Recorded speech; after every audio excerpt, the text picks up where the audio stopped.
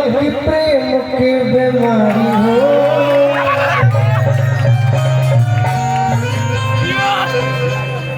जहाँ इतना संख्या में माता बहन लोग बैठे रहे अध्यक्ष साहब, तो हम सोचे लगे हम नौजवान बड़े तो पागल बड़े का आनंद चाहिए।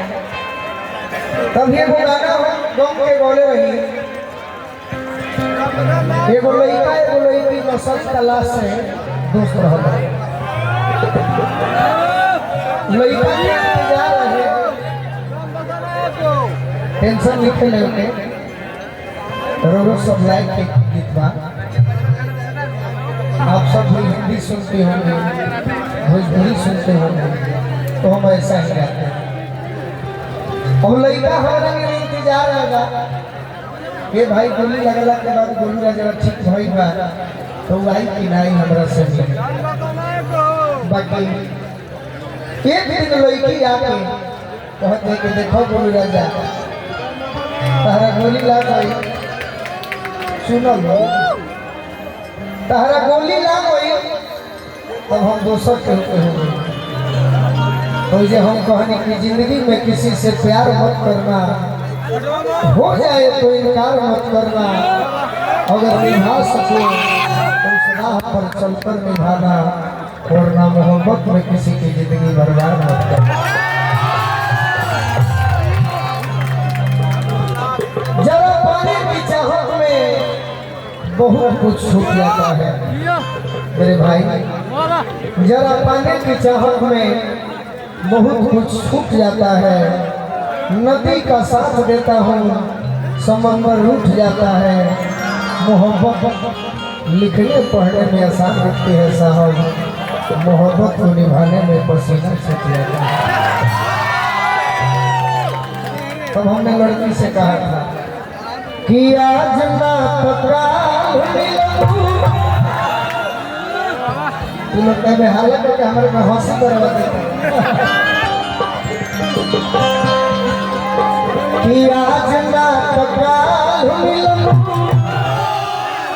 अरे बानिए ही आस कहे से कि रहे जब हो गई खूब शांति बा। अब बताओ भाई भाई ना करे तो फिर भाई कैसे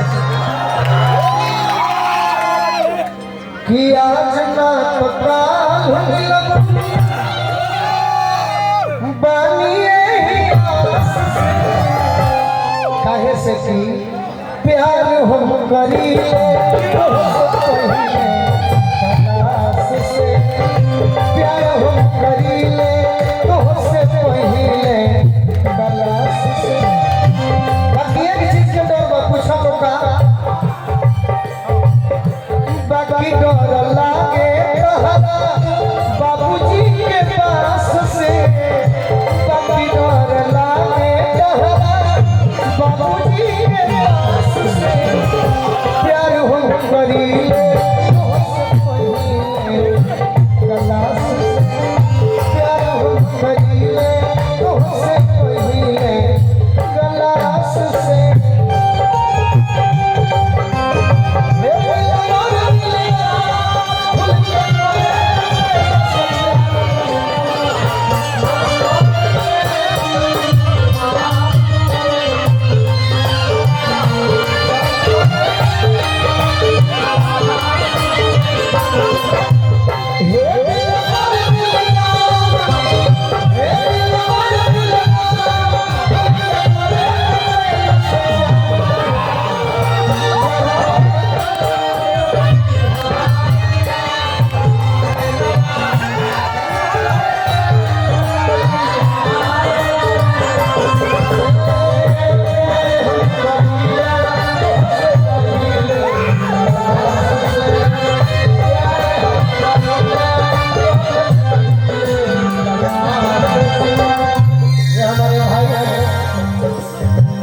बड़े भाई के समान राजा रघुवेंद्र जी जिन्होंने मुझे आशीर्वाद दिया।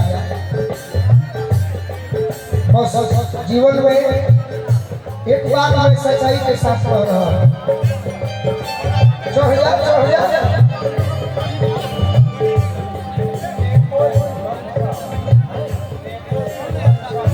नेपो सिंह नाम का बड़ा में लिखा है। अच्छा, बहुत बहुत आशीर्वाद। एक बात है, जो भी मुझे पुरस्कार दे रहे हैं, पुरस्कार हमको नहीं चाहिए, बस आशीर्वाद चाहिए। राजा रघुवेंद्र भैया का प्यार मिलता है। बाकी लड़का को हम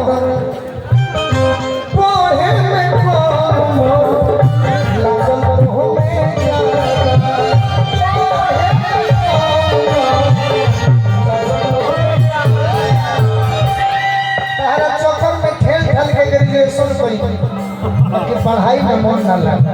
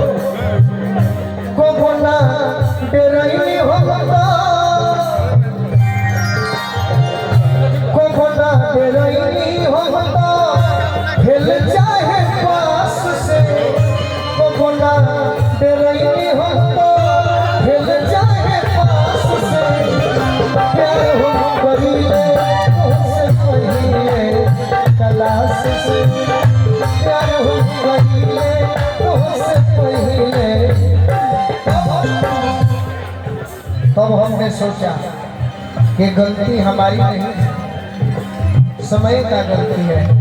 इसलिए जितने भी नौजवान हैं, आप लोग से एक बात कह रहे हैं, कहीं भी जाइए तो भाई से प्रेम कीजिए।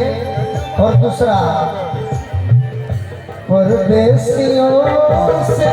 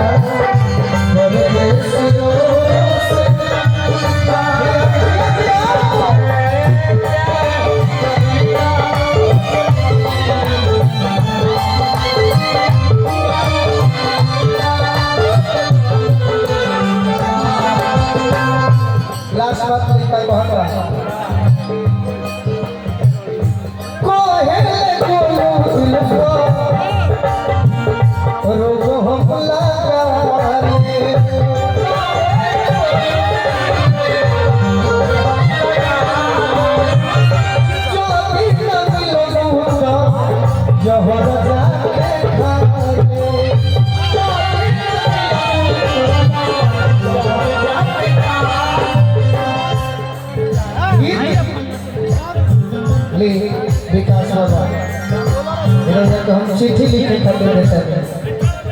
चल ले कोई भी